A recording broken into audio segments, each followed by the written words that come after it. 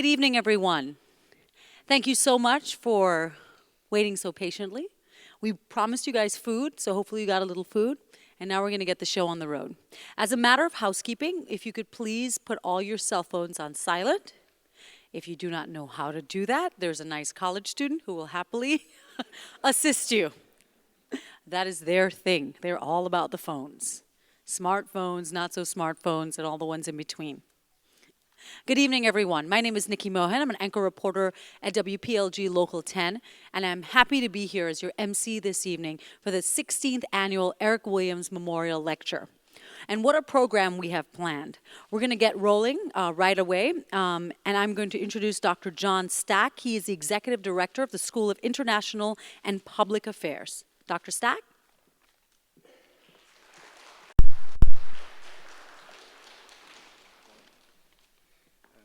I bring greetings from President Rosenberg, who very much wanted to be here today.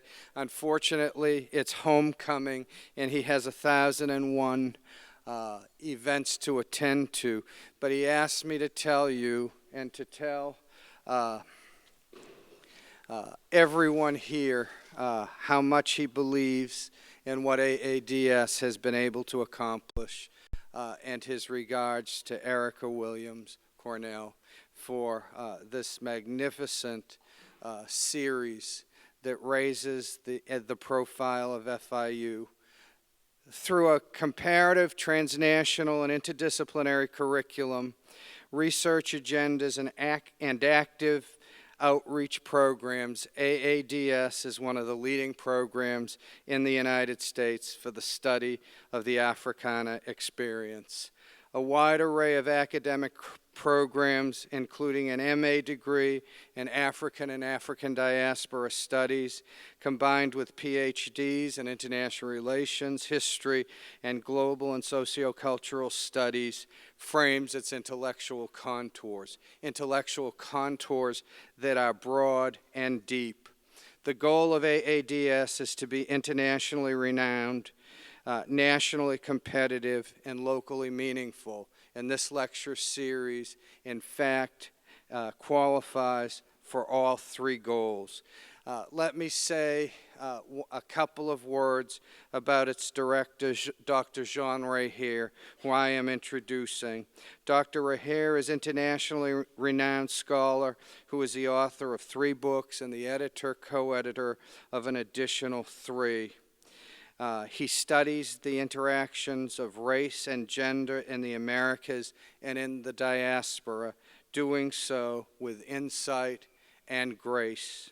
Most recently, and this is a huge success for FIU, Dr. Reher won a coveted United States Title VI Award in African Studies from the U.S. Department of Education that will further the promise of our faculty and our students. Jean Reher's passion, commitment, and intelligence has moved African and African diaspora studies to new heights. Please welcome Dr. Jean Reher.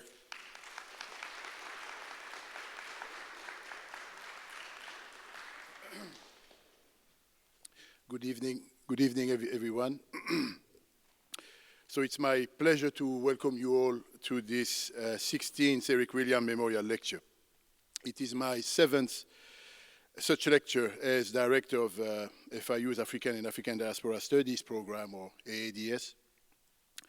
And I should mention that the lecture began with the lecture series began thanks to the coming together of 2 strong-willed and force of nature persons, Carol Boyce Davies, who was a former director of AADS, and Erica Cornell Williams, the daughter of Eric Williams. So it's a pleasure for me to collaborate with Erica and with the Eric Williams Memorial Collection in organizing these lectures. And this year is obviously an important one, talking about an important topic.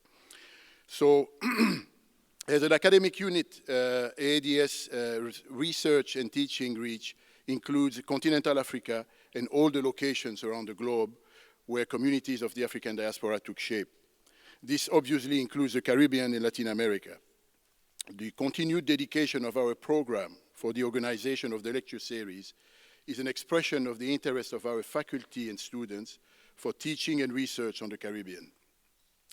Indeed, what a better way to connect to the region than to celebrate, as we do every year, the life and work of Eric Williams and his continued influence on the struggles we are still involved in. So the lecture series has played an important role in South Florida every fall, and by bringing high-quality lecturers to talk about debates about realities of the Caribbean region and about the many aspects of its radiancy in the world. So this year we have, I should mention that we have in the audience the Commissioner Gabriel Edmond from the city of South Miami. And we also have Dr. Wallis Tini, who is representing Mayor Thomas Regalado from the city of Miami. So we have received the proclamations and greetings from mayors and commissioners of the city of Coral Gables, the city of Coral Springs, the city of Doral, Miami-Dade County, the city of Miramar, the village of Pinecrest, and the Haitian Neighborhood Center, Saint-La.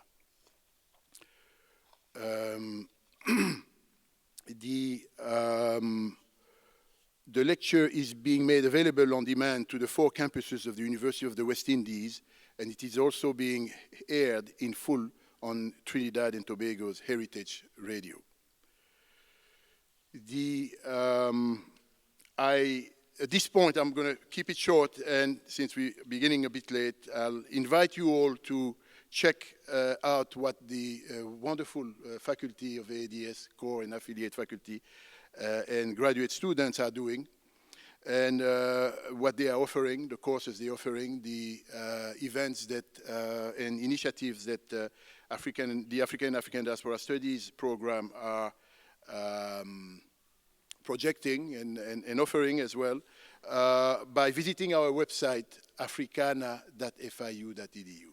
And so you will find all information about our activities, the certificates we offer, and the, our MA program and combined MA PhD program. So I will stop here. So thank you again for coming so numerous.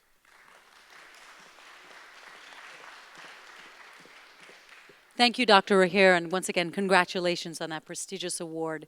Thank you again, FIU, for hosting this. I've had the honor of hosting this many, many years, and I have to say it is such an honor that they continue to put Caribbean people and Caribbean politics so front and center and make it such an important part of their curriculum, seeing that so many of the students from the Caribbean come here for a higher education. Next up to introduce another one of our speakers is the Consul General of St. Lucia, the Honorable Kent Hippolyte. I have to say that that's probably one of the jobs I see changing almost more than news anchors in my career as a news anchor here in Miami. But the Honorable Kent Hippolyte has been in his job as somebody for a very long time, and someone that I've gotten to know and like very much. He came to his position as the Consul General of St. Lucia with the experience to effectively translate the practices of corporate America into the priorities of his small island nation. Since 1989, his objective has been to generate business and investment opportunities for St. Lucia and to develop trade and investment for the Miami-based consulate. Prior to his appointment, Mr. Hippolyte served as a business community and economic development coordinator for the Atlantic Center of Broward County.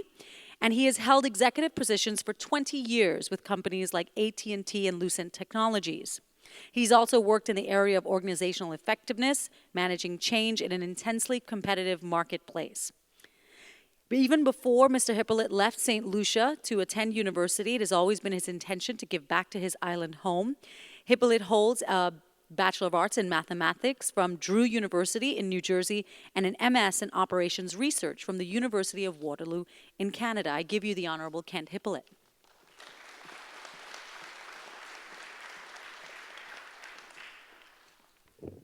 Thank you very much, Ms. Mohan. And I must say, my longevity in this job certainly has a lot to do with the Dr. Kenny Anthony. Thank you very much, Dr. Anthony.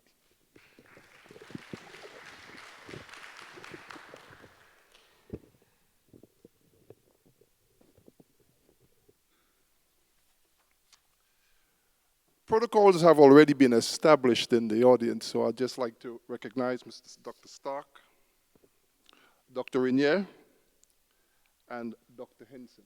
Thank you very much.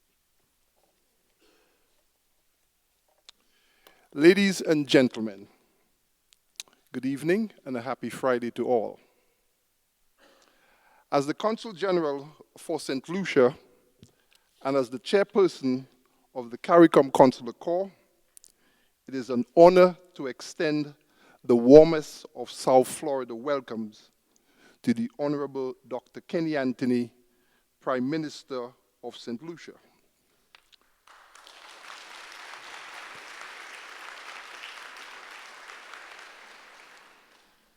That welcome is on behalf of the St. Lucian diaspora, many of whom are present here today, and also on behalf of my peers. Now, I was expecting to see some of them here tonight, but given we're talking about reparations, I'm sure some of them are talking with their financial planners, their estate planners, because reparations are synonymous with dollar signs. I hope then I can also extend to the financial advisors here, the money managers, and the estate planners, allow me to extend a welcome to Dr. Anthony on your behalf. I assume that searches via Ancestry.com will spike after this evening. On a more serious note, reparations for the slave era have resonated increasingly in recent years.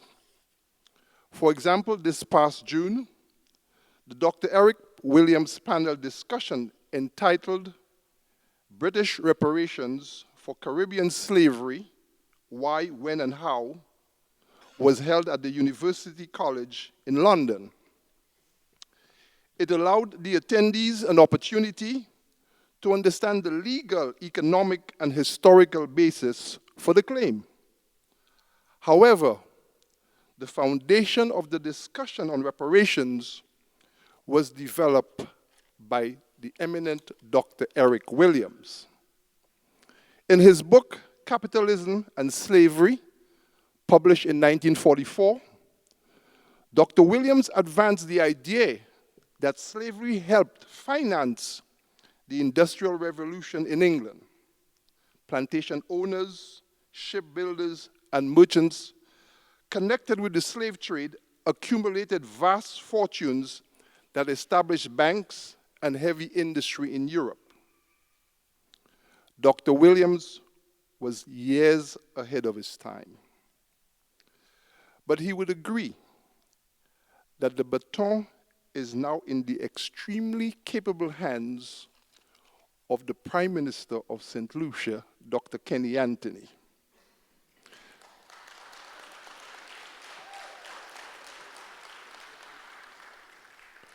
Prime Minister to Prime Minister.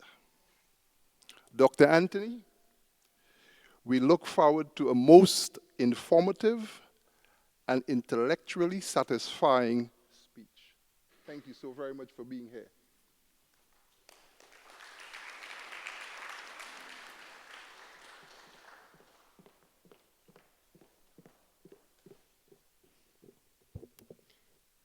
Next up, I would like to introduce Dr. Percy Hinson. He's a professor in the Department of Global Sociocultural Studies, to introduce our guest speaker.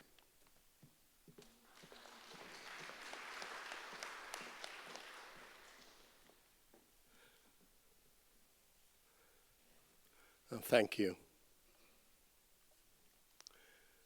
Protocols have already been established. Distinguished members on stage, distinguished members in the audience, and distinguished audience.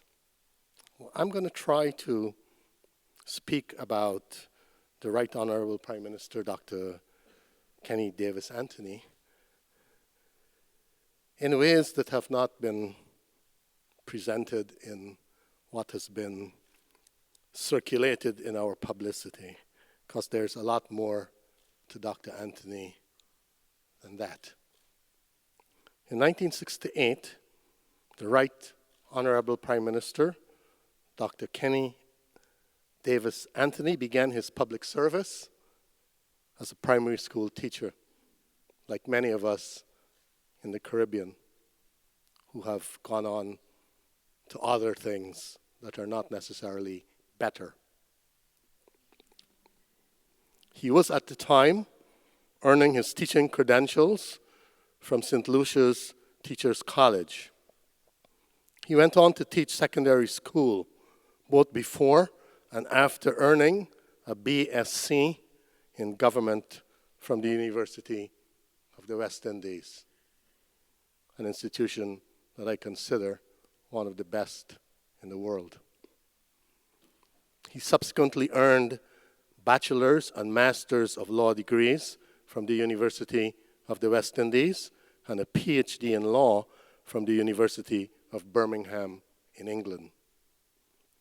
He was credentialed as a barrister at the Middle Temple of London and was called to the bar both in St. Lucia and Barbados, where I went to school, high school. His scholarly publications have focused on law, legal practice, rights, and education. Prime Minister Anthony has had a dedicated career of political participation and leadership. In 1979, just before his 30th birthday, he was appointed Minister of Education by the ruling St. Lucia Labour Party, to which he belonged. He served until 1981, when he left his country to lecture in law and to subsequently head the Department of Law at the University of the West Indies, Cave Hill in Barbados. This was followed by service as General Counsel to the Caribbean Community Secretariat, also known as CARICOM. In 1996, he answered the call of his party to serve as its political leader. It was during a period when the party was buffeted by internal divisions. His country and the region were suffering from severe economic crisis. He won a landslide victory. The British Broadcasting Corporation, only a few months into his tenure as Prime Minister, called him a leader for the future, who took the international stage with aplomb, which is a nice British word. It's really important. His party was returned to power in 2001. And after an inexplicable loss that many of us are still scratching our heads about, in elections held in 2006, he and his party were re-elected in 2011. Prime Minister Anthony is the quintessential scholar politician in the pioneering tradition of Dr. Eric Williams, former Prime Minister of Trinidad and Tobago, for whom this lecture series is named. With the indefatigable work of Eric Williams' daughter, Erica Williams Connell. He has advocated in international forums for those suffering from, in his words, the pain of economic and political inviability in a world that is closing in on them. He has brilliantly pursued policies of pragmatic engagement in international relations without regard to ideological difference, something that we should learn in the so-called developed world. He has applied his very pragmatism to national governance and party leadership. Dr. Anthony is currently serving his third term as Prime Minister, while holding the multiple portfolios of Minister of Finance and Economic Affairs, and of Planning and Social Security. At heart, he is a social democrat in the best and truest sense of the term that many of us have lost. He sees the Caribbean as a model of civilization in its capacity to provide solutions to global crises and, in his words, to mediate in matters of civilizational alliances.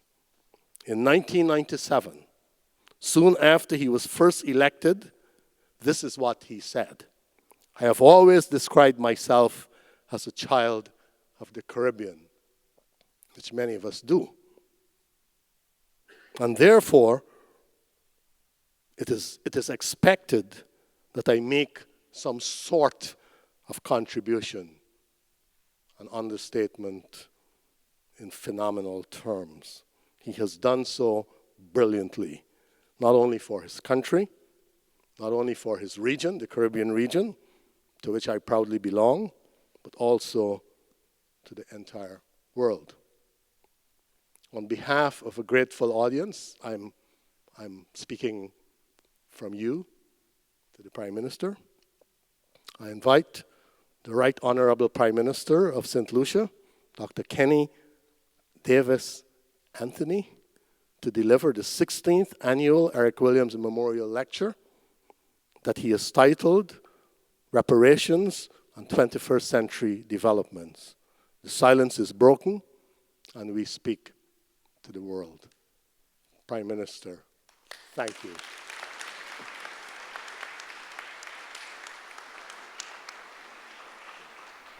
Yeah, I think we should survive.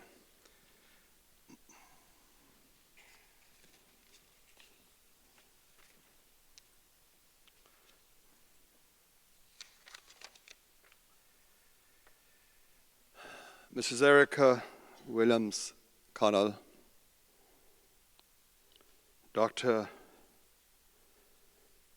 Eric Williams' daughter, a very special lady to all of us. Dr. John Stack, Executive Director, School of International Public Affairs. Dr. Jean Raher, Director, African and African Diaspora Studies. Dr. Percy Hinson, the Professor of Department of Global and Sociocultural Studies, whom I must thank for those very kind and special words. Dr. Wallace Tinney, representing the Mayor Thomas Galdo of the City of Miami. Commissioner Gabriel Edmond, representing the City of South Miami. Ladies and gentlemen, good evening to all of you. I'm going to take you on a journey tonight. And if you may well be a little bored as we go along that journey, it doesn't help you, as I said, that I'm a politician, and we politicians can be a little loquacious from time to time.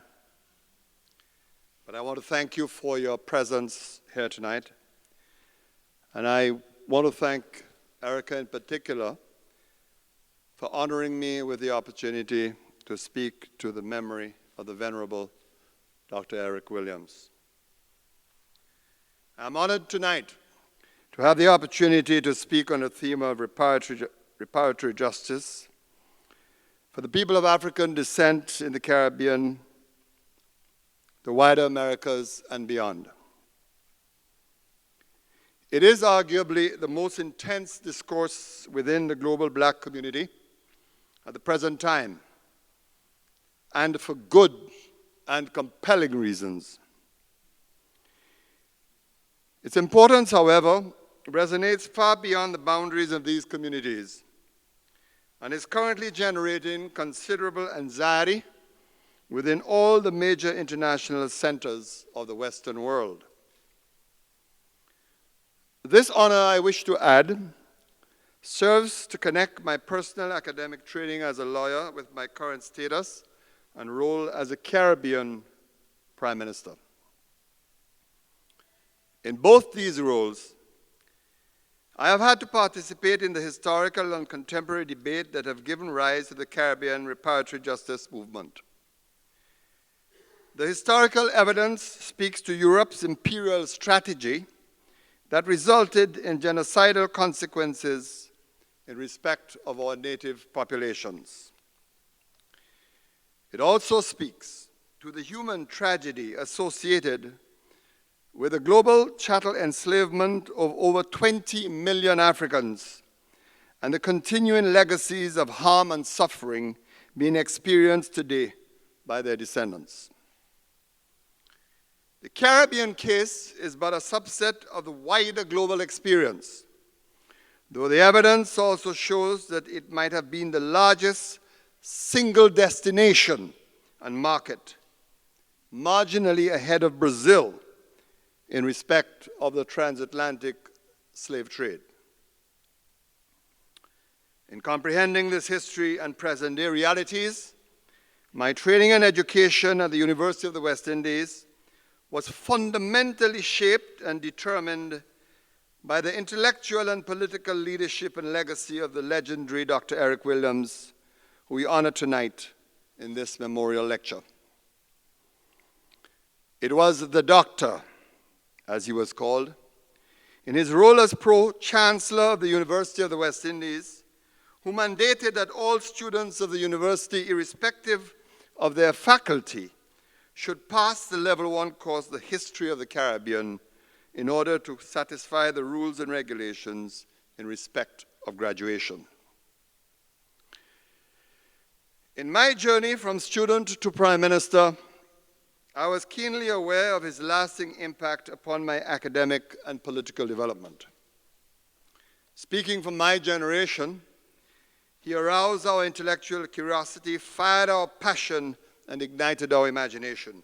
He reminded us, and all who came to know him through his scholarship, that black people the world over need to understand and interpret their history if they have to come to terms with their condition.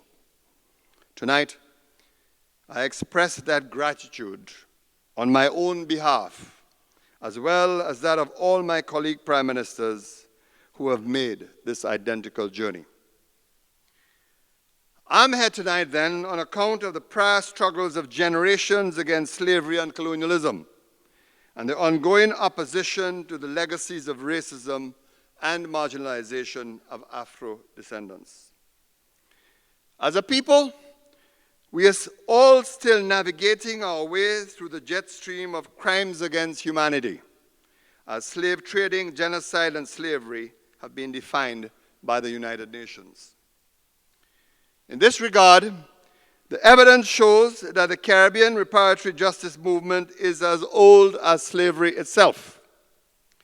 Indeed, it is possible to argue that all the political actions we have taken as a people towards freedom in the past 300 years can be categorized as integral parts of this movement. Recently, the young, bright scholar Ta-Nehisi Coates, in an excellent essay published in the Atlantic magazine, argued that the most effective way in which to understand slavery is as a systematic process of value extraction. Extraction in the sense that one section of the community, the free section, extracted wealth, labor, liberty, dignity, and everything else from the enslaved community. The entire reason and purpose of slavery, he argued, was to enable the free section of the community to extract wealth from enslaved Africans so as to establish the economic, social, cultural, and political power and privileges of the white community. In the process of value extraction, the black community was degraded, denied, and relegated to intergenerational impoverishment. In this country, for example, other research has shown that for every dollar of value, the black community owns just 6 cents, even while making up about 14% of the population. It is from these legacies, these states of persistent poverty, racial marginalization, and psychological abuse that the reparatory justice movement seeks redress and detachment. It is equally important to note that there are communities all over the world that have been adversely affected by Europe's imperial expansion and colonialism that are also seeking reparatory justice. These communities exist in Africa, North, Central, and South America, Australia, and the Pacific, and in Asia, including parts of the Middle East. Together, it can be said that they constitute a global reparatory movement. The general sentiments and expectations of these individual cases connect to the Caribbean movement and resonate with our citizens who are growing in historical awareness and committed to issues of social justice. It is interesting to note, in this regard, two very significant events of recent times. First, just a year ago, the Mau Mau freedom fighters of Kenya received reparatory justice from Great Britain with a settlement in the sum of £20 million sterling. And secondly, just last month, reparations of $455 million was offered by the Supreme Court to an indigenous community in this country in settlement of historical crimes committed against them.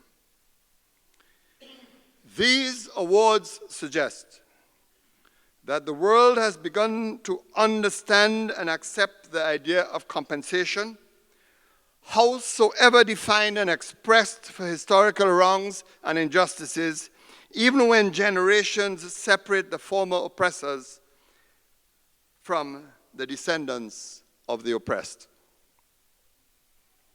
Of course, the most well-known cases of reparations involve the Jewish race, which received large sums of money from Germany due to the Holocaust.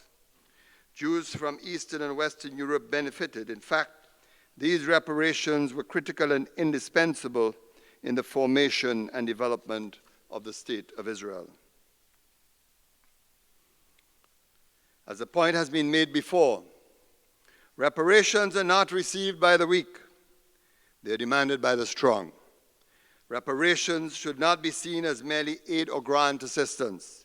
It is not a gift. It is that which is owed to you by others for the harm and injury that they have caused. They cannot be gained by silence and whispers. They are gained by speaking out loudly and clearly. In the Caribbean, the formal aspects of the legal and political origins of reparatory justice cases began in the 1820s.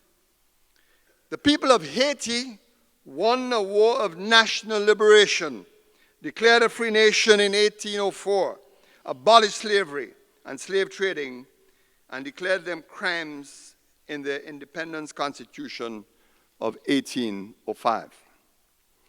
In 1825, as citizens celebrated their 21st anniversary of nationhood, they were forced by the French-led pro-slavery international community to agree to pay reparations of 90 million gold francs to former slave owners in France.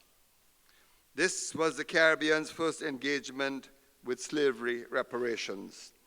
As in slavery, this first engagement with reparations resulted in a massive value extraction from blacks and the region.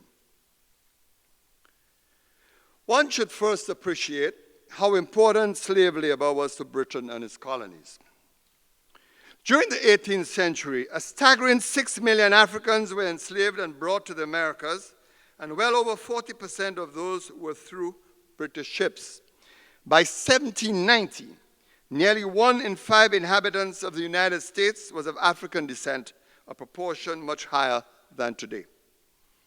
It is said that the 13 American colonies eager to maintain its slaves in the South were partly influenced to revolt against British dominion after the 1772 judgment by Lord Mansfield in the Somerset case, a judgment which proclaimed that there was no legal basis for slavery in Britain itself. At the time, Britain and France depended heavily on their Caribbean colonies for sugar. Sugar in those days represented 20% of the value of all imports to Britain, and in these terms was worth 5 times as much as tobacco. So indispensable was the sugar industry then that France had preferred to cede all of Quebec and the maritime provinces of Canada to the British in exchange for its colony of Guadeloupe in the Treaty of Paris. Sugar, coffee, and tobacco became everyday European consumables, and cotton became a very necessary input for a European textiles industry during industrialization. Meanwhile, in the English case, parliamentary abolitionists were fighting a losing battle for an emancipation bill that included reparations for the enslaved. Led by Thomas Buxton, these political leaders argued that the enslaved had a right to compensation for the crimes committed against them. They argued in the House of Commons that enslavers were criminals, human degraders, and thieves.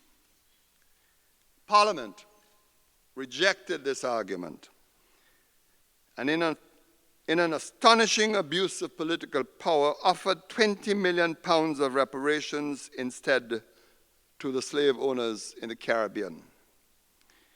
In effect, these owners of slaves in the West Indies, some of who themselves sat at the Palace of Westminster, were compensated the equivalent of US $70 billion in today's currency.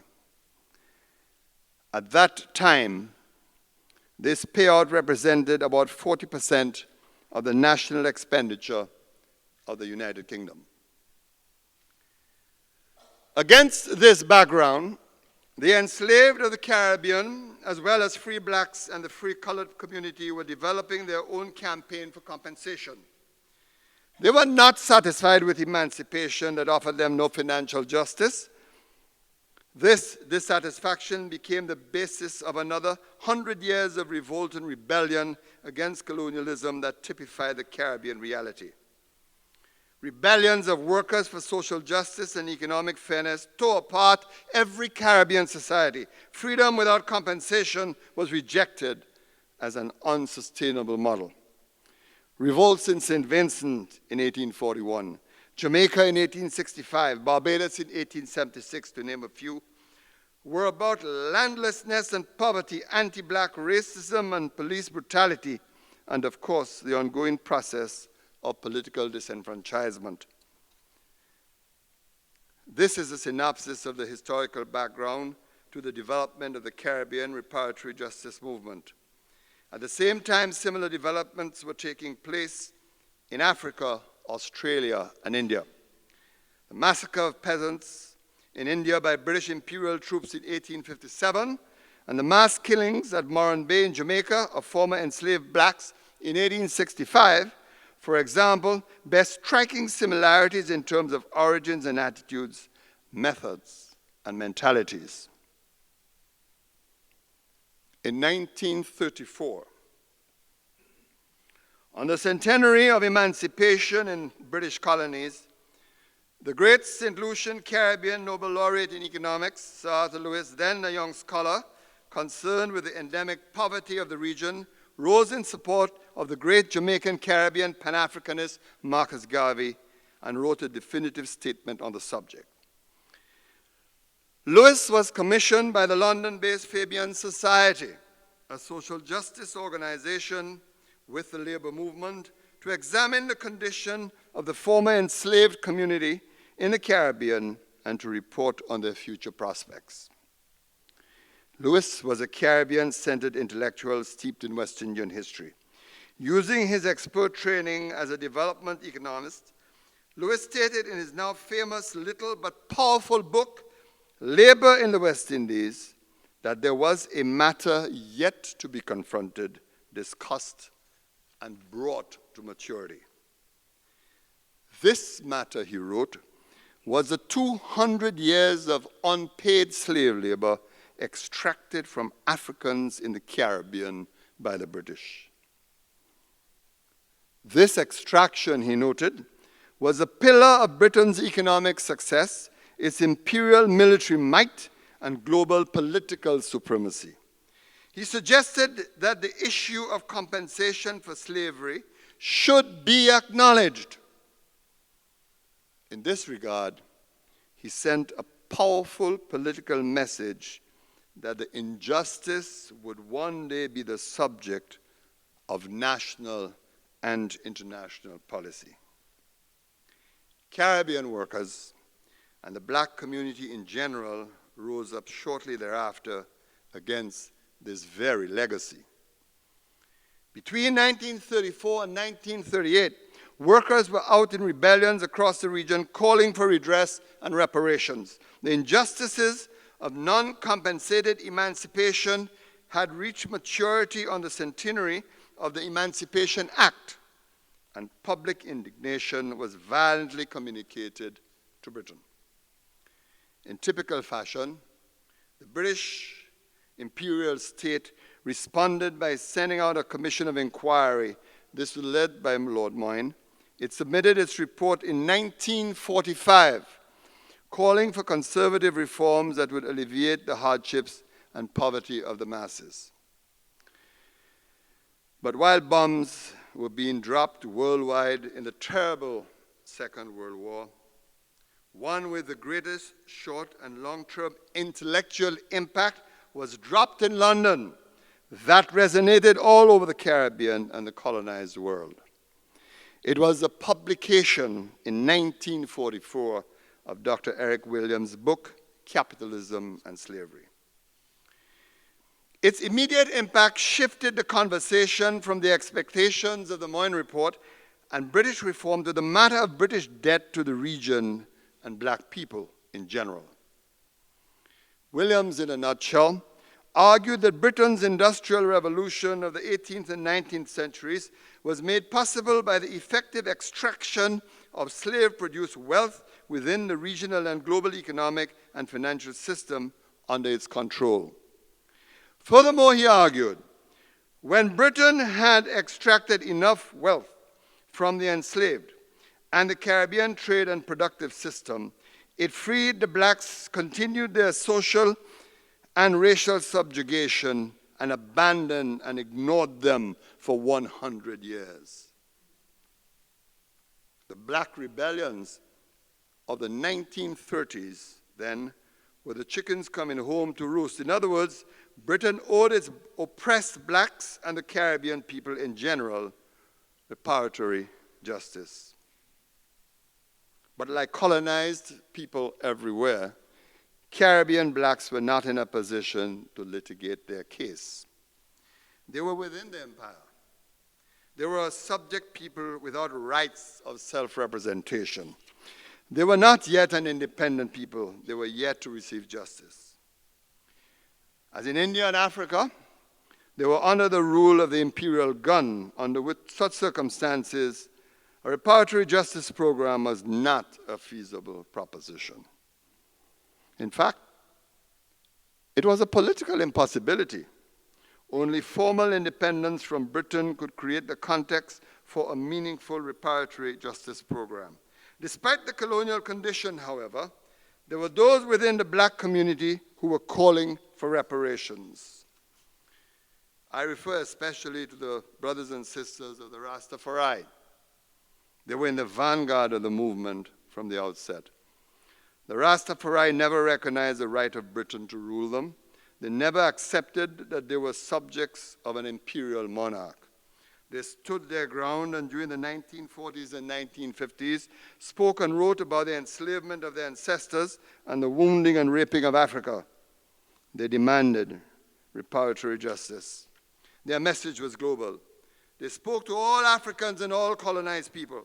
They spoke of the universal demand for reparatory justice and insisted that all imperialists should pay up.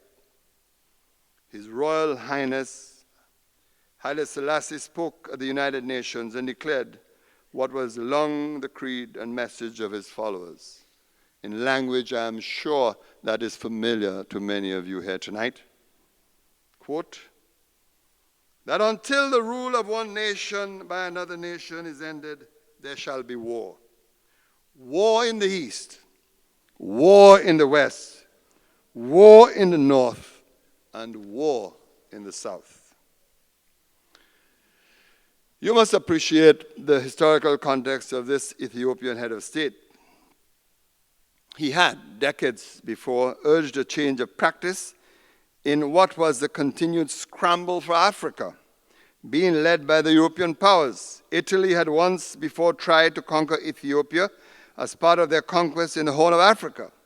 And in 1935, under fascist rule, once again evidenced their colonial pursuits, even to the point of using chemical warfare. The European subjugation of Africa was well concerted, with the 1885 Berlin Conference setting the stage for new economic powers, such as United Germany, to join in the already demarcated colonies created by Britain, France, Portugal, Belgium, and Spain. Africa was seen as a new America, a continent that could be carved out once again for European settlers, and its mineral wealth and arable gain shipped out to continue the onward industrialization of the Western world. Within the ontology of the Rastafari, then the issue of reparatory justice was global, inclusive of all colonized people who had suffered imperial crimes. Against this background, the West Indian colonies opted to press for national independence from Britain. The intensity with which this path was pursued suggested the enormity of desire to break free of all colonial links. One by one, Caribbean colonies sought their independence, acutely aware that they had been repeatedly betrayed by the imperial power. This sense of betrayal was first in respect of the Emancipation Act of the 1830s, and then the inadequate response contained within the Moyne Report that followed the labor unrest of the 1930s. These were followed by the implicit mean-spiritedness that seemed obvious in respect of Britain funding a viable federation of the colonies as their best means to sustainable independence. Against these related but diverse events, Williams's Capitalism and Slavery represented a clarion call for reparatory justice. While post-war British-influenced capitalism flourished, the Caribbean post-slavery world crumbled further as blacks descended into greater poverty. Britain had turned its back on any obligation towards a development plan for the Caribbean, the economic space it had colonized and from where it had extracted wealth for 3 centuries. But then the concept of empire changed dramatically. Politically, the British Empire was crumbling. Britain as a state was near bankrupt. However, its capitalism, language, wealth, and influence had been transplanted or translated through new economic centers, with the United States being the world leader. Britain remained strongly tied to its wealth in the colonies, even while direct political control was no more. In fact, according to the US Census data, up until 1990, the UK remained one of the top 10 sources for migrants into the United States of America. This strong socioeconomic influence was reflected in countries that did not even have English as its first language. The countries of South America bear strong testimony to this. This influence is seen in who owns the businesses, who controls the levers of commerce and trade, and who owns the land. And so, while in the aftermath of the Second World War, Britain pressed the Americans for a Marshall Plan for Europe, an aggressive development operation to rebuild the Western economy and to restore economic viability for a new world order, it saw in the Caribbean no need for serious economic engagement. What was left in the colonies of the Caribbean were islands that were originally built on forced manual labor, now severely overpopulated with little industry and little means of sustaining a decent quality of life. Their diets were heavily influenced by sugar on the one hand, as it was the primary product, and salt on the other, as most protein had to be imported. I leave you to conclude the current situation of chronic non-communicable diseases we currently face in the Caribbean today. Caribbean leaders, meanwhile, keen to sever constitutional links, pressed on, even though it was obvious to them that there was a breach of good faith in respect of the colonial legacy. Errol Barrow of Barbados, in a grand speech on the eve of national independence, declared that he would not be found, quote, loitering on colonial premises after closing time, unquote. Williams pushed for Republican status, as did Burnham in Guyana. So determined they were to express an indigenous opinion on the sense of betrayal, they parted ways without a conversation about reparations. But it was precisely this independence that would create the context for a renewal of the reparatory justice movement. First, the newly independent countries had to settle themselves and build confidence and courage in order to call for a meaningful conversation with Britain about the past and the present. They understood that this was not an easy matter. Conversations with former oppressors are never easy. There was still considerable unease and uncertainty in the Caribbean in the aftermath of the independence process. Some colonies moved slowly, while others opted to remain within the colonial embrace.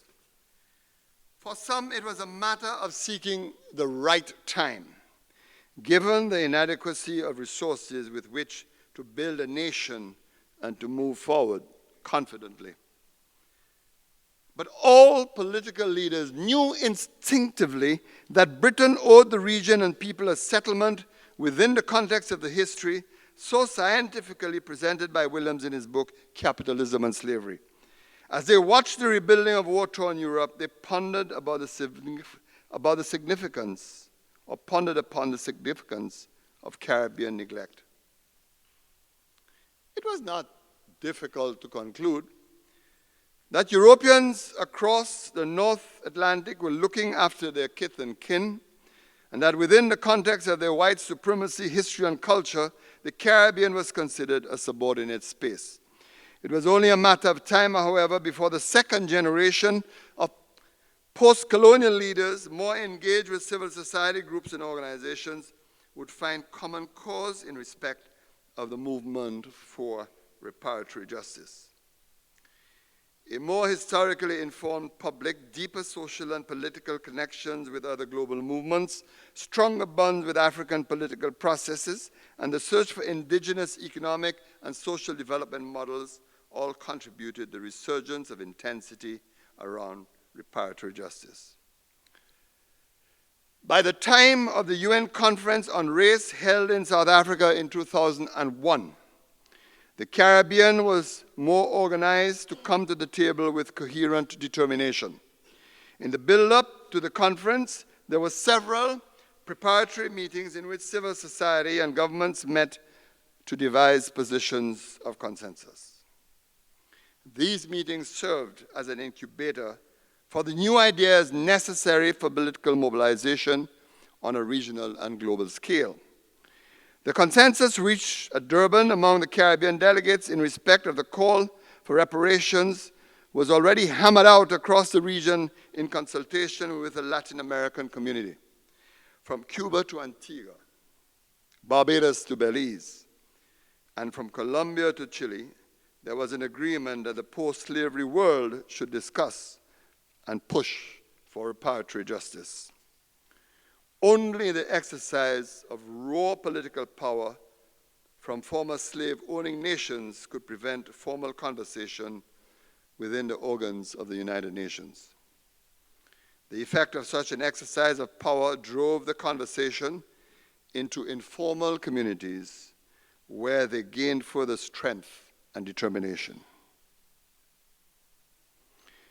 Everywhere in the post-colonial world, the conversation turned to the crippling injustices of these historical crimes that continue to cause considerable harm and suffering amongst African descendants.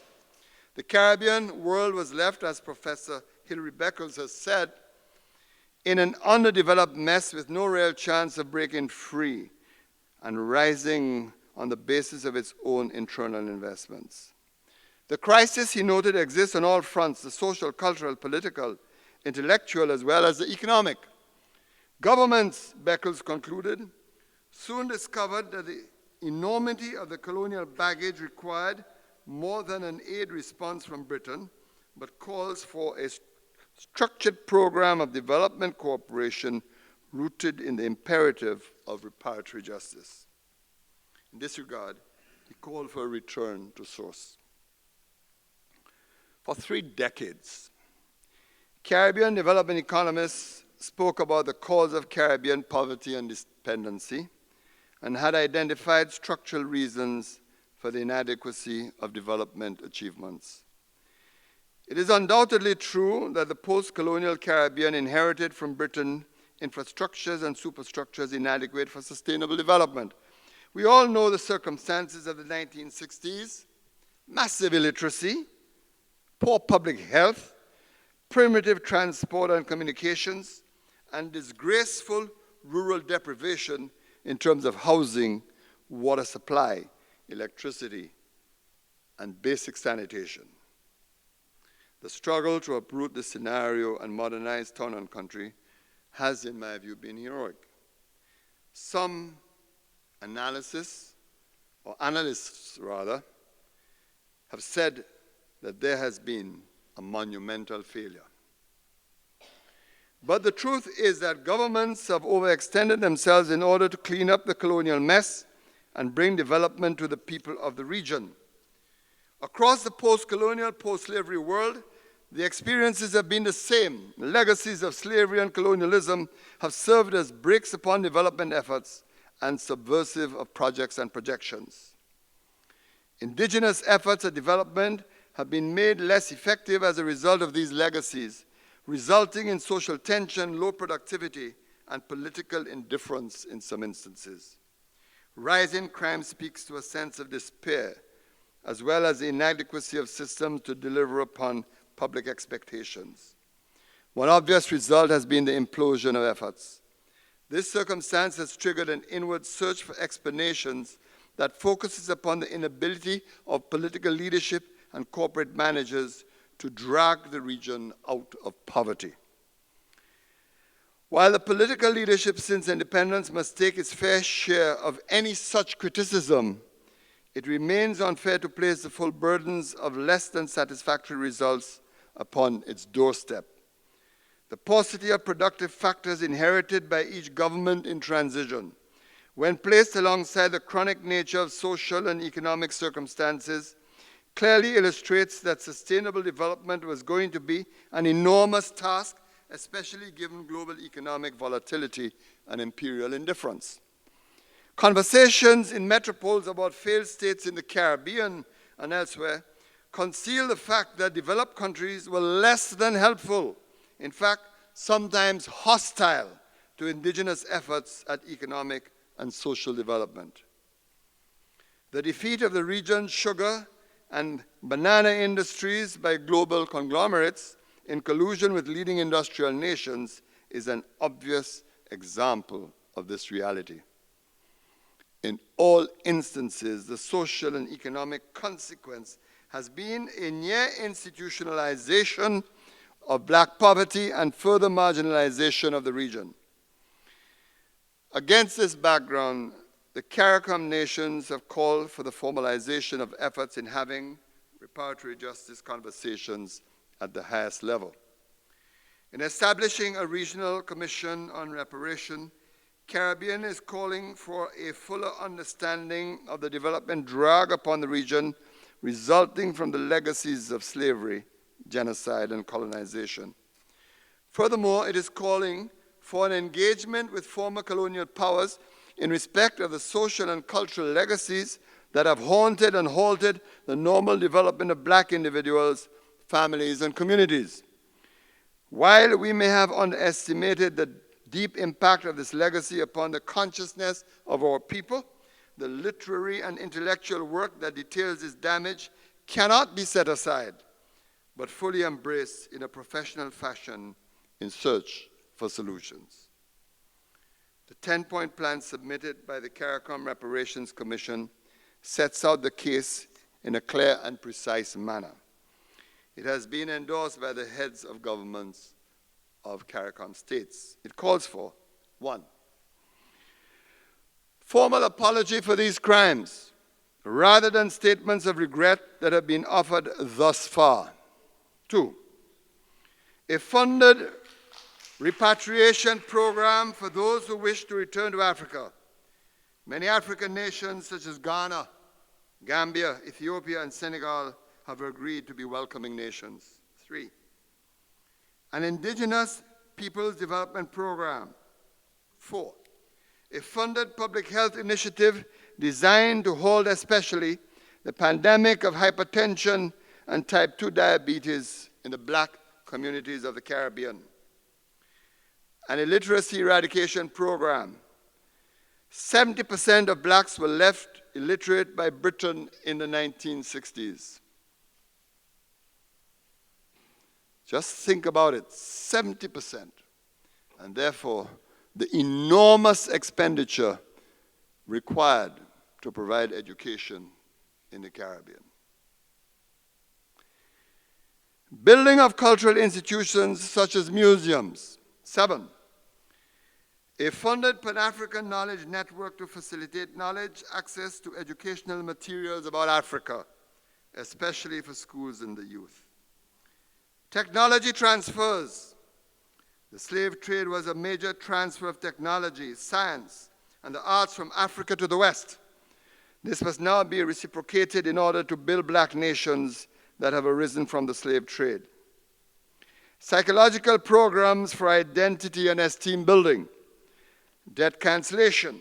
Caribbean governments have incurred fiscal deficits in an effort to clean up the colonial mess. These debts should be canceled. This plan calls for a new phase in the history of development cooperation between the Caribbean and its former imperial wealth extractors. It is clear and consistent with global actions that have taken place in known reparatory justice cases. It is a radical departure from the past and sets out a future path. This moment in our history constitutes a coming together of governments and civil society on that which matters most, the future of the most vulnerable section of our communities, the indigenous people and the descendants of the enslaved Africans. The struggle for reparatory justice has entered a new stage, one in which the governments and civic society are on the same side, though from time to time there might be differences in respect of strategies and methods. The work of the Commission has gone global. Last month, its chairman, Professor Beckles, gave an address at the British House of Commons, as well as to this country's Congressional Black Caucus in Washington. Other members, such as Professor Vereen Shepherd, have spoken in Africa and across Europe. Everywhere there is support for the Caribbean Initiative. Here in the United States of America, a decision has been taken following Beckles' address to the Congressional Black Caucus to establish a National Reparations Commission and to host the Caribbean Commission in New York in the very near future. Brazil is working towards a similar objective, as are many African countries.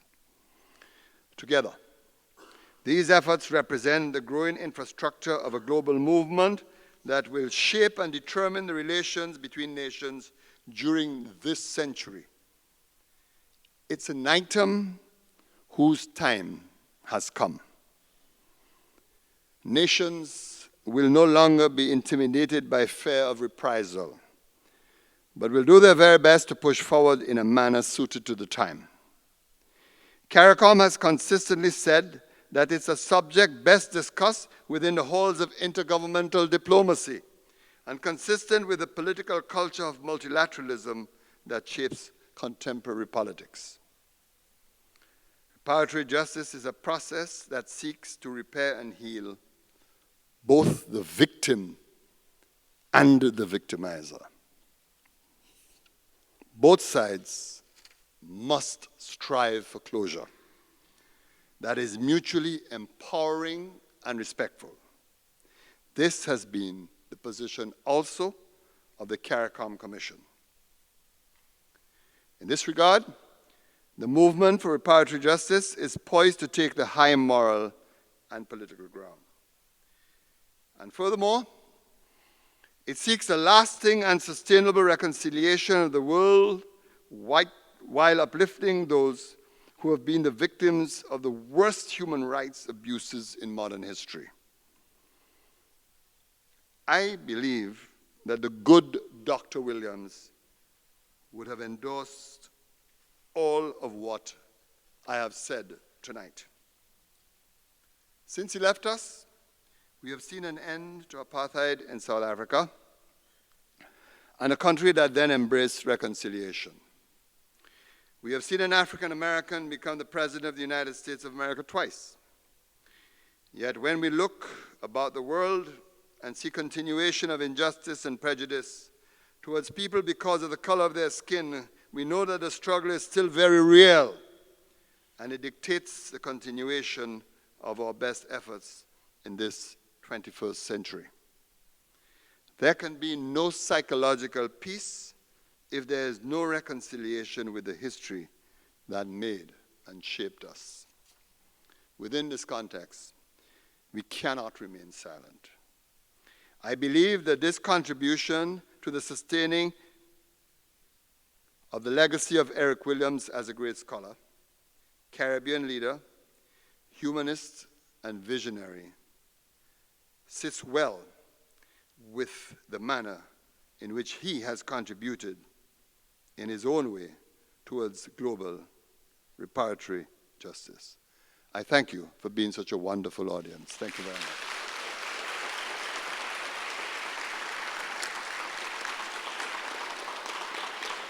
Thank you very much. Thank you.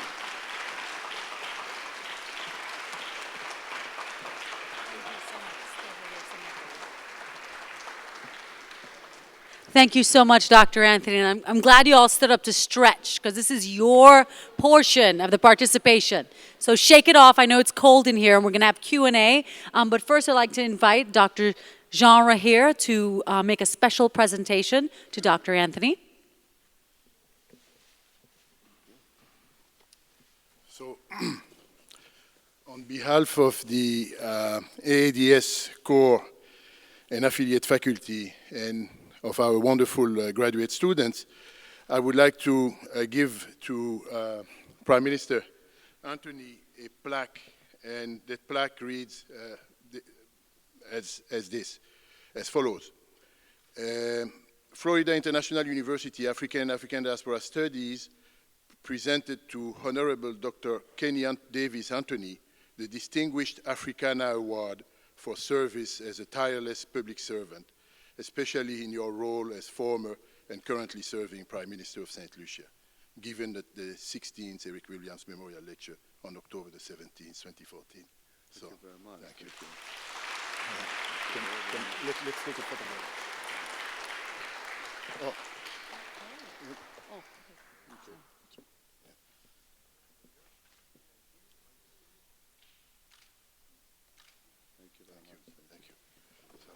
Thank you so much. Mr. Hill, will you join me on stage? Also, who's going to be our microphone in the audience? Let me see. Who's got the microphone? Oh, there we have our Oprah. There they are. Our Oprah's in Oprah too. And please, one question at a time. Stand up and direct it clearly. No, the question must have a punctuation mark somewhere in there, like 6 or 7 words in. We'd appreciate that. So without further ado, Mr. Hill, and aren't we trending tonight on Twitter yet? What's the hashtag for the lecture? EWMCL 2014. If you can't figure it out, just retweet Marlon and I, Nikki and Marlon on Twitter. So Marlon, take it away. Thank you very much, ladies and gentlemen. This is their opportunity now for value infusion, not value extraction, by utilizing punctuation with your questions. So we have 2 mics on both aisles. You've heard from the Prime Minister with regards to knowing that we are demanding reparations and they're not gifts of the weak. You've heard from the Prime Minister by saying that this is a conversation both for the victim and the victimizer that should be mutually empowering and respectful. And you've also heard that this is a conversation that is happening the world over, and your opportunity to contribute to this conversation. So with that, I'm going to ask the Prime Minister to join me here. I will be his Secret Service. Whenever the question becomes more of a value extraction than an infusion, I will intervene. Thank you. With your permission, Prime Minister. You have it. So, with that said, who's the first person that's going to infuse us with a value-added question? Please stand and introduce yourself. That's even better. Good evening, Prime Minister. My name is Jose Perez, and I have a question. You mentioned the Marshall Plan for Western Europe at the close of World War II. What about the impact, especially on the disenfranchised and the value-extracted communities of Bretton Woods just a few years before in terms of the impact the Marshall Plan had on Western Europe? What about the impact on the developing world of the Bretton Woods Conference?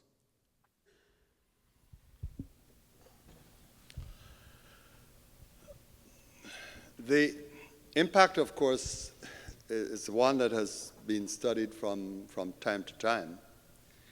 And there can be no question that the initiatives that followed the Bretton Woods Agreement, setting up of major institutions, for example, the World Bank, etc., those institutions have had varying experiences in the developed world, and developed countries have also had varying experiences with them. The amazing thing is this, that many of these institutions are now, only after several years of operation, seeking to come to terms with the regions that they have been serving over years. And that can only have happened because of the dramatic changes occurring in the rest of the world. I mean, it is no accident that the emerging nations in this cycle of development, in this cycle of civilization, most of these nations are in Asia and, of course, in Latin America, so that in a very real sense, adjustments are being forced as a direct result of the empowering of these emerging nations. But there's no question that that impact and its implications have endured over time, and really to the detriment of these developing states. But it is coming rather late in the day for those adjustments to be made. But I believe those adjustments have been made because of the change in global dynamics and, of course, the new power relations currently existing in the world. Okay. I think there was a gentleman who was here, yes? I'm coming. And then maybe we can go to the other side. On? Yeah. I wish to go back to the question of the transaction being both mutually empowering and respectful one to the other. And I think that touches on the first 2 points you made about the apology as opposed to expressing regret. See, I can express regret that someone lost his life. If I say I'm sorry, it means I'm taking responsibility for having taken that life. So there are some legal implications, and I expect diplomatic implications for the use of that language, and I'd like you to expand on that a bit, please. I was asked that question in an interview today. What's the difference between saying you're sorry and expressing an apology? And you translated it so well that I wish I had you around me at the time, because I might have been able to borrow your own language. It's very clear that this has to be a major part of that conversation. And I don't think that black people throughout the world will accept anything less than an apology. In a very strange way, the developments in Europe and in the Western world generally, particularly, they are adherents to new models of human rights. The fact that they are so very busy translating and transplanting these models across the world puts them in a very vulnerable position.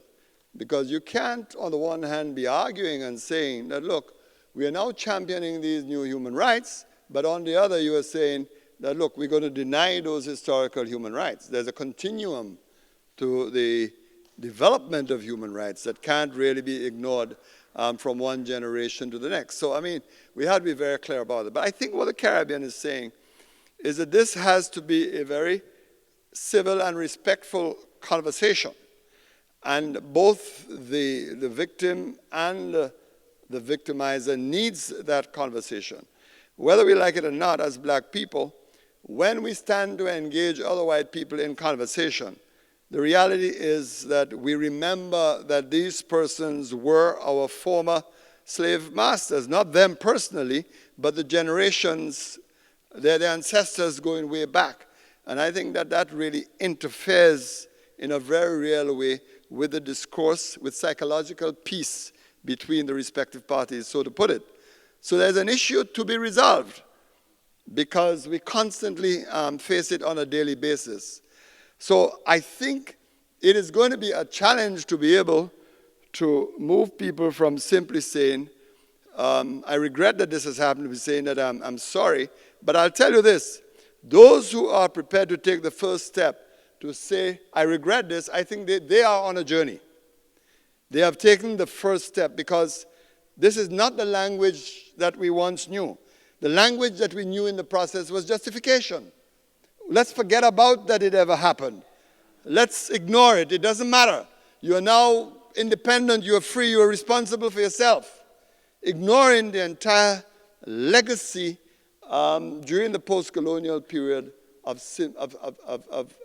abandonment that occurred. So I would say to you, yes, there's a fundamental and material difference. And I think if you are prepared to take that first step, then you commence that journey.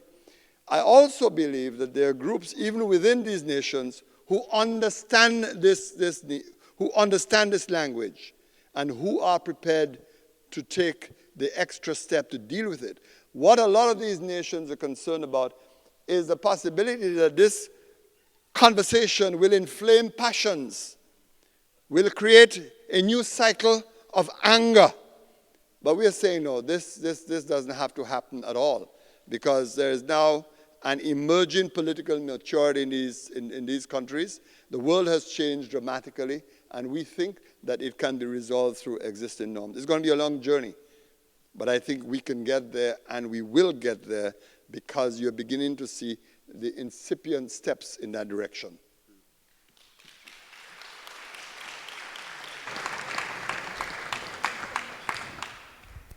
Okay. Another question. The left side of the island doesn't want to speak? All right. All right. First of all, I would like to applaud you for this great moral, legal, and economical argument, and I feel like I've really been compelled by it. But I would really like to be interested in exactly how these reparations are going to be used to the benefit of the common people, and I want to really know how we're going to be using this. Thank you, powerful question.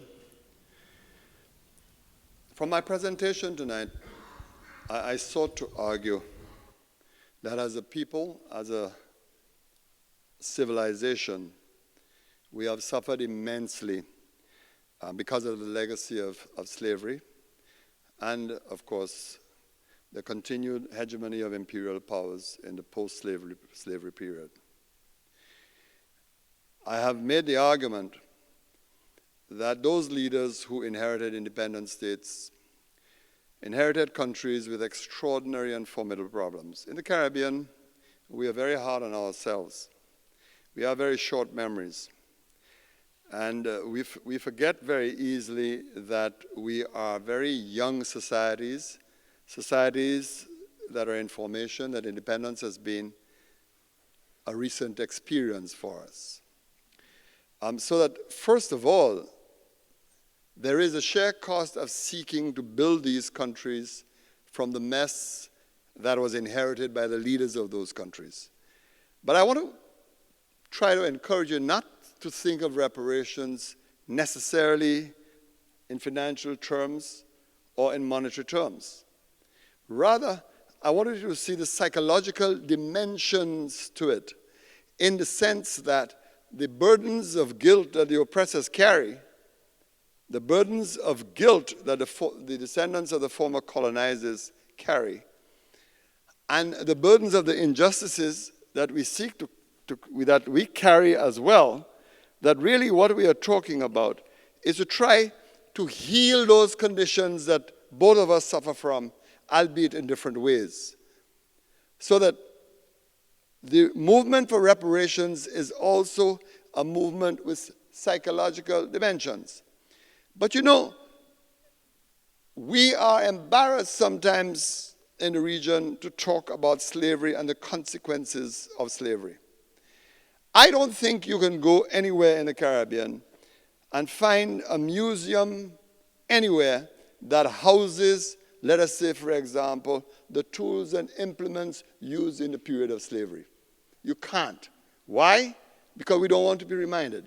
We are ashamed of it. We don't want to deal with it, despite the fact that it was our legacy. So what we are talking about is a movement that restores the centrality of our own history, the history that created us, the history that made us, that teaches us not to be ashamed of that history, but that we have to deal with it. I don't think necessarily, therefore, you are talking of a reparatory justice movement that is preoccupied with monetary compensation.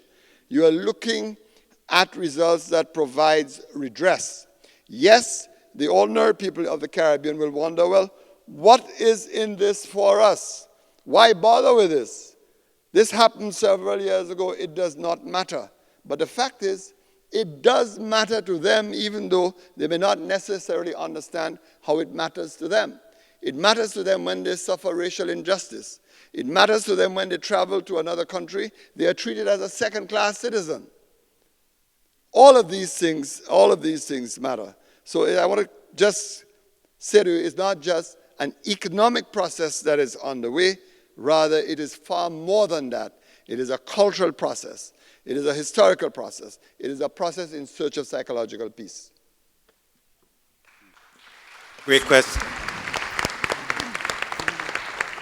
Thank you for that great question. Psychological peace.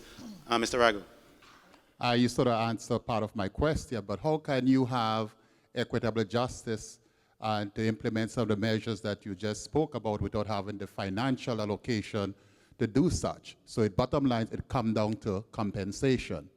In order to set up some endowment, in order to do what you want to do for the psychology, there's a cost associated with it. Who is going to pay for that? So it is about the money.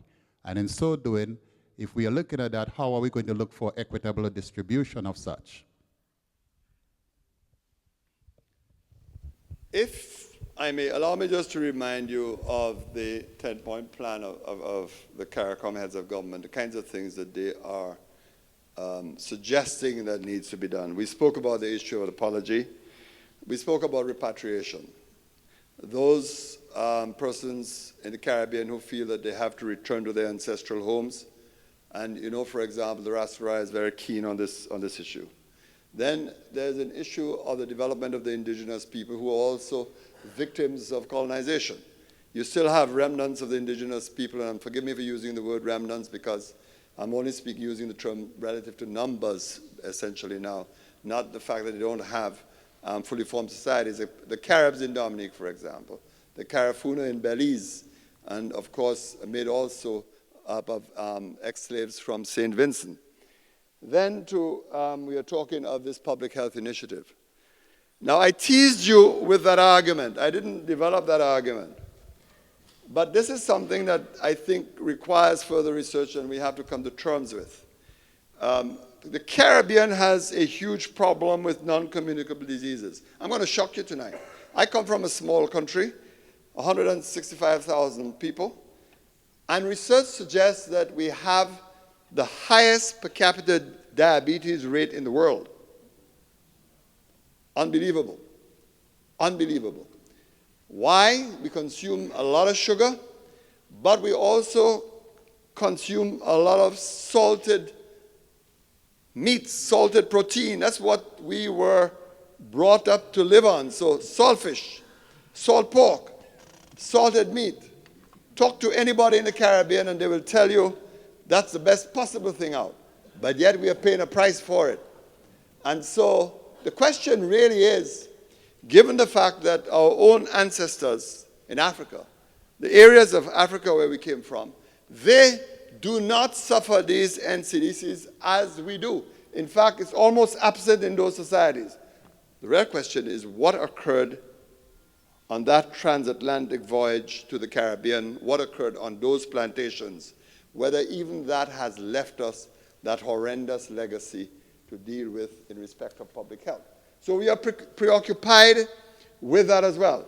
I spoke about building cultural institutions. I spoke about completion of the eradication of illiteracy. I spoke about technology transfers, etc. I spoke about psychological programs. Yes, there is going to be need for some compensation in these matters, but I just want to caution against feeling that that is the raison d'etre, that is the sole reason, the sole factor involved in all of this. It is much more than that. It is a movement, yes, for reparations, for compensation, but it is also a cultural movement, a movement searching for reconciliation and resolving historical injustices. I just want to emphasize that point, and I think I made it earlier when a question was posed to me. We have a question right here. Prime Minister, you recognize the psychological disquiet when you put your hands on the people's saltfish? You notice that? Yeah. Sorry. Excuse me, good evening. Be careful. I'm from the question here. I was next, please. I can't. The lights are. I am next. Can you hear me? Go ahead. Introduce yourself, I've please. nearly forgotten my question. But, Sorry about that. I'm It wasn't from the about island of- saltfish, right? I'm from the island of Barbados, Okay. and I'm very interested in reparations. And I would like to ask the Prime Minister, what are you doing in preparing the coming generations and the present young generations in the Caribbean, many who are forgetting their roots? What are you doing to help them to maintain that push? Because you say that it will take a while for them to let their children know that they deserve the reparations and not to have that complex of the past and trying to link, well, my grandmother was white and my grandfather was mulatto, and do not have that tenacity to fight for the rights like the Rastas. Thank you. Good question, and I believe I gave you a hint. There's a difference in this generation of leaders. I think they are more connected to civil society groups than may have been the case 15, 20 years ago. And this movement is a very good example of that, because the governments are working with civil society groups across the region. I think the real solution to the question that you have asked is really education. We have to keep at it. We have to handle it in a sensitive manner. But we have to make the information and the arguments available. To facilitate this, while CARICOM has established a CARICOM Reparations Commission to handle the issue at the level of governments, CARICOM has also decided to establish commissions in individual islands. So in every island of the Caribbean, you have an island reparatory commission. And their responsibility is not only to marshal the arguments, marshal the facts, the peculiarities of their own situation, but to begin that process of engagement of the wider society. Because as I said earlier on, and I think you're quite right, you hit the nail on the head, there is a generation who's not going to be interested in this issue at all. And we have to so design the arguments that it can capture their imagination, capture their interest, and indicate to them why this is not a frivolous undertaking by governments. Because there are some in the region who will believe that this issue is frivolous, that the governments ought to be preoccupied with more serious things than to be preoccupied with this. But this is a fundamental issue because it goes to the very heart of the relations that we have between the Caribbean and metropolitan countries. It interferes with it on a very daily basis. When you sit at a meeting in Europe with the European Commission and you watch that table across you, emotionally and psychologically, no matter how much you are in command of your language, your arguments, momentarily you're going to be reminded of who those persons were. I'm going to bet you. that you can't ignore it. And I think we have to convince them of the necessity to remove those psychological challenges that I'm speaking about. So the answer really has to be continuous education, which the heads understand. That's why the commissions are established in each member state.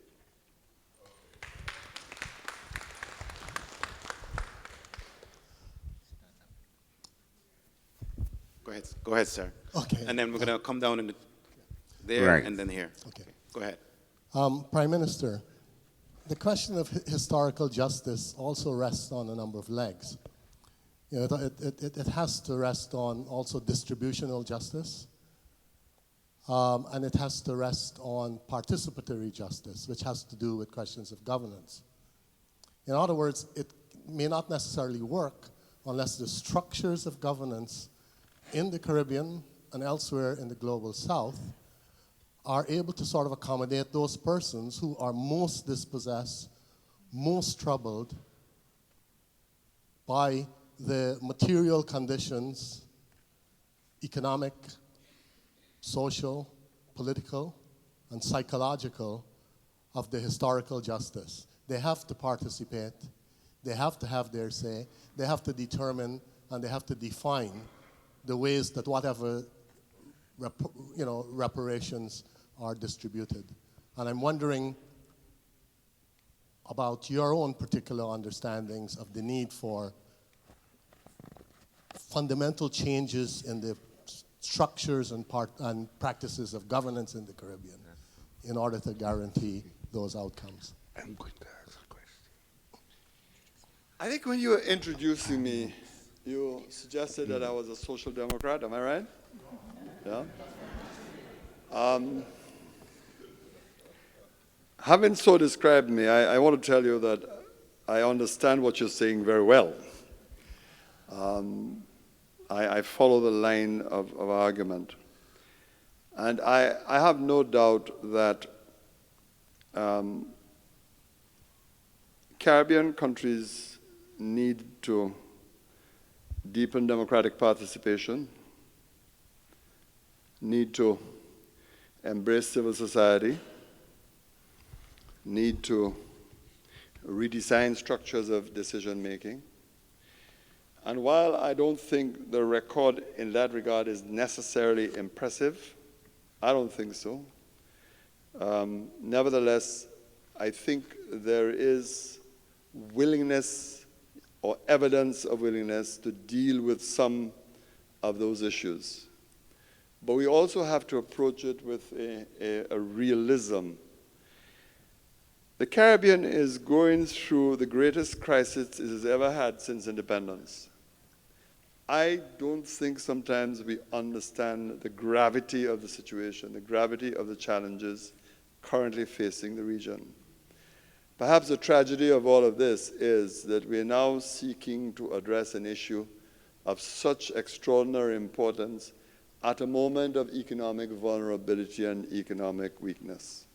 I'm just really trying to say to you that so much of the reforms that are vitally necessary to the Caribbean at this time can be stymied in part by those challenges that we have on the economic front. But I don't think that there is an unwillingness to tackle those issues.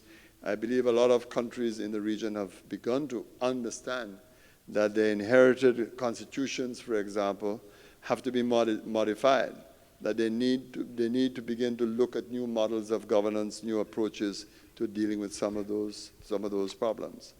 Every country has its particular problem. Every country has its own individual difficulties. One remedy can't fit all countries, but at the same time, I don't think that you are dealing with governments who are unwilling to engage the broader society in searching for solutions to challenges that currently exist. Poverty is a very real issue. And with the end of the preferential regime for key Caribbean exports, sugar, bananas, the situation has worsened in the region. The dispossession has clearly increased. There is far more marginalization compounded by this recent economic crisis. So that even that is compelling a change in political approaches to dealing with the crisis. Never before have the government sought to integrate people and involve people in seeking joint solutions to deal with these problems. It's incremental, but I think it is important. But I would say, yes, I don't think that there is an awareness that we can't make progress on these issues if we don't rethink our politics, rethink our engagement with the populations that we govern. Final two questions, Mr. Letrin, and then the young lady in the front, and then we're going to close for the evening. Yes, President Obama has preached that big nations should not bully small nations. Yet Antigua has won a case against the United States, and he has refused to pay a penny. Has any Caribbean nations supported Antigua in this matter? Yes, all the time. Because it's Antigua today, it's St. Lucia tomorrow. And at every CARICOM meeting, appropriate statements have been made. Every encounter we have with representatives of the United States, we remind them of the obligations of the United States to honor international trade laws, and what is an important example it is to the rest of the world if they could obey the decisions of the very institutions that we're part of setting up. It's one of those most unfortunate events in American-Caribbean relations, and it exposes in one sweep the vulnerability of these small states, the unwillingness of the United States to obey the very decisions of a judicial process that it once sanctioned. So the support for Antigua is solid. If you want this person.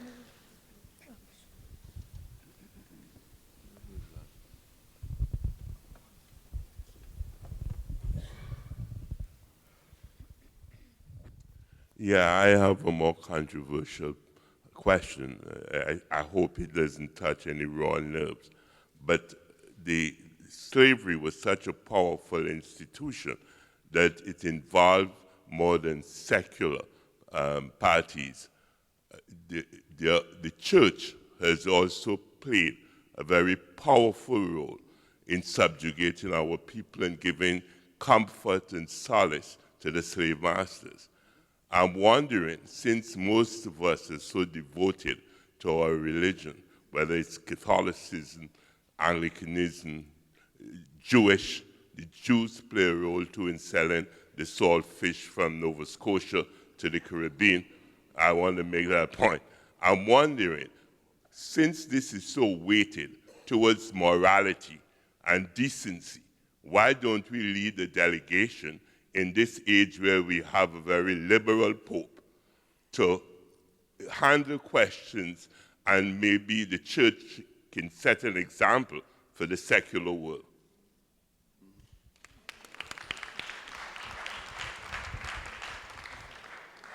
There's no question of the historical connection between religion and slavery, and I don't even think it's a point that we need to debate tonight because the relationship is so clearly established. I mean, suffice it to say that in respect, for example, of the Anglican Church, I mean, there were key figures in the Anglican Church in the United Kingdom that owned plantations in the region. So it's a relationship that is so very well established.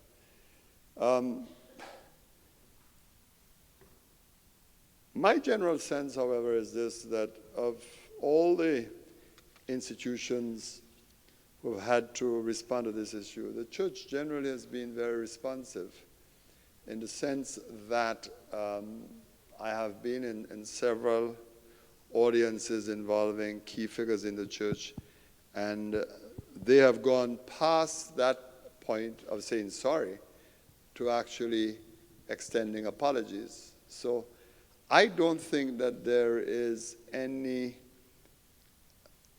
reservation, particularly in respect of the Caribbean church. What the church at Westminster thinks or what the church in Rome thinks may be a different issue, because the Catholic Church does have its own challenges, particularly because of its recent historical role in certain events across the world. It does have its challenges, but I would say that the almost quote-unquote new beginning that we are seeing in Rome perhaps make some of those conversations far easier than may have been the case in the past. But yes, the church certainly would be an institution that would need to be engaged in that process. And I think in our case as individuals, we have to have an open mind.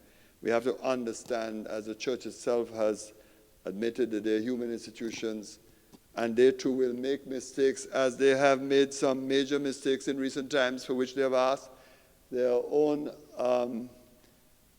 people to forgive them for those mistakes. And if there's one institution, therefore, that is amenable to having a very civilized discourse on this matter, would be the church. But I'm far more confident that the church would understand those aspirations of which I speak, understand the human condition of which I speak, and of course would want to join the movement generally in seeking for reparatory justice. So I'm not too discouraged by the position of the church world. If there's any entity that can answer to the calling and join the Caribbean, would be our churches.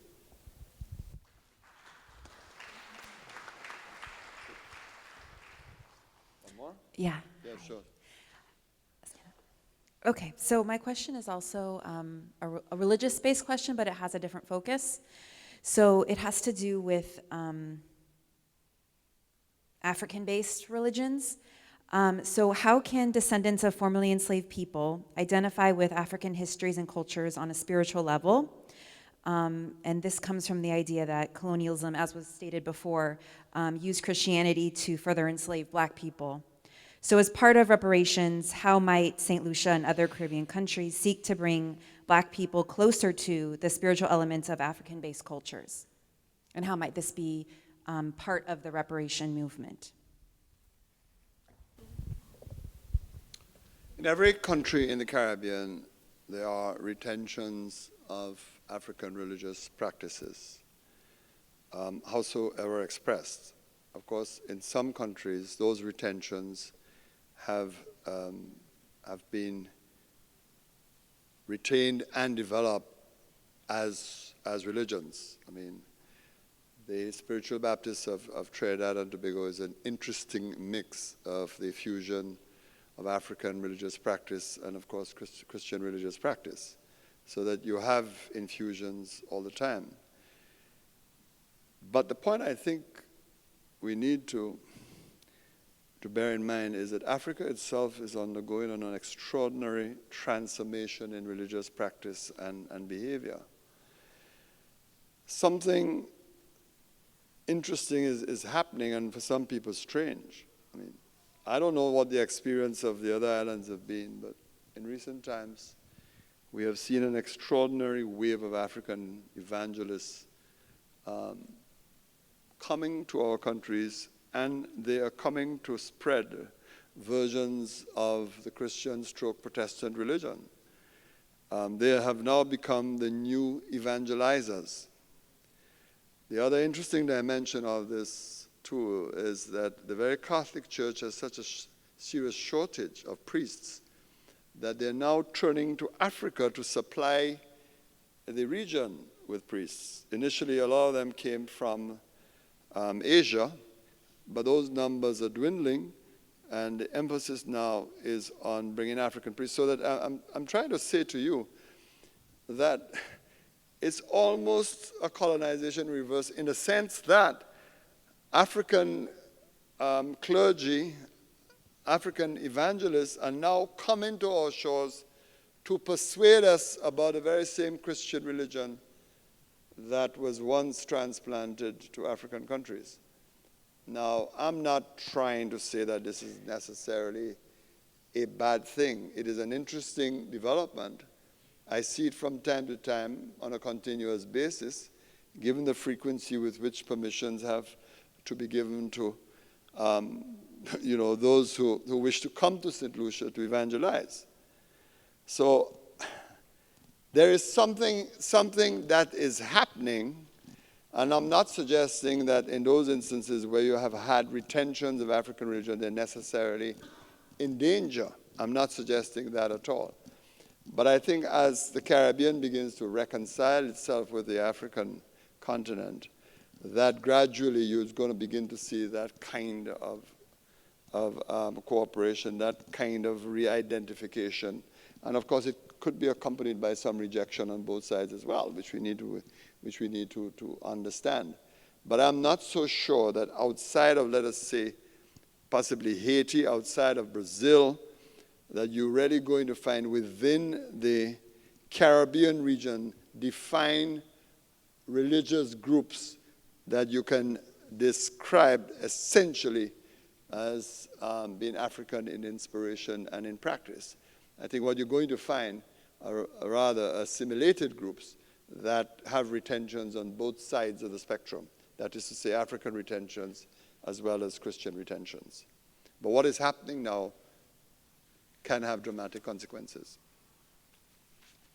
Ladies and gentlemen, please join me in giving a warm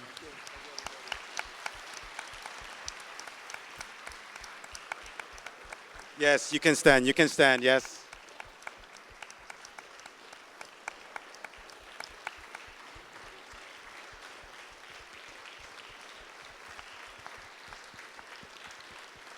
I'm sure you would agree with me that this evening was just both intellectually gratifying and empowering, and I hope that you will continue to support the Eric Williams Memorial. Please have a seat. We have a couple closing remarks. If you can turn your attention to the back of your program, and hopefully you'll keep this as a nice memento for the 16th annual anniversary. For many of the folks who have contributed quite handedly to this lecture, especially all the students and the staff and administration here at the Florida International University, all the FIU Panthers, please give yourselves a round of applause. Thank you very much. In particular, the AADS Graduate Students Association, the Florida FIU Caribbean Students Association, the Council of Student Organizations, the Department of English, LAC, and the Student Government Association. Thank you very much for hosting us for the 16th year. I said the 16th year. Also, you'll also notice a number of corporate and community sponsors, individuals and organizations. We really want to thank you for your value infusion and not your value extraction. Also located in your program is an envelope. If you can locate that white envelope. If you don't have one, we will hand one to you out in front. This is your value infusion pledge card. Prime Minister, I will say to you that about 100 yards from here, about 5 days ago, there was the annual Miami Carnival. Many of your nationals were walking up in and eating sawfish and all that about 100 yards here from the south at the Miami-Dade County Fairgrounds, giving the value of their culture. And what we're asking you to do is to, including the students, who many of you have seen at all-inclusive fetes that cost way over a number of value extraction dollars, to make a contribution greater than zero. So if you walked in here without contributing to the lecture, less than zero, I'm asking you, before you walk out, to make a contribution greater than zero. I think that's repertory justice, no? Prime Minister? Yes? You're on the right track. Okay, so greater than zero. Your credit card is tax deductible on your 2015 tax returns. So including the students, I know that tuition is high here at Florida International University, but it is a public university, and you are worlds ahead. So I ask you to step up to the plate and make a contribution and invest in the Eric Williams Memorial Collection Lecture. I also ask that you visit the website at ericwilliamsmemorialcollection.org. The collection is housed at the St. Augustine campus at the University of the West Indies in Trinidad and Tobago. So with that, we're also going to close the evening for a book signing outside, and you can also purchase books from the collection as well. And we just want to thank you for being here for the 16th year and hope that you would consider making that contribution on your way out. Thank you, and have a great weekend.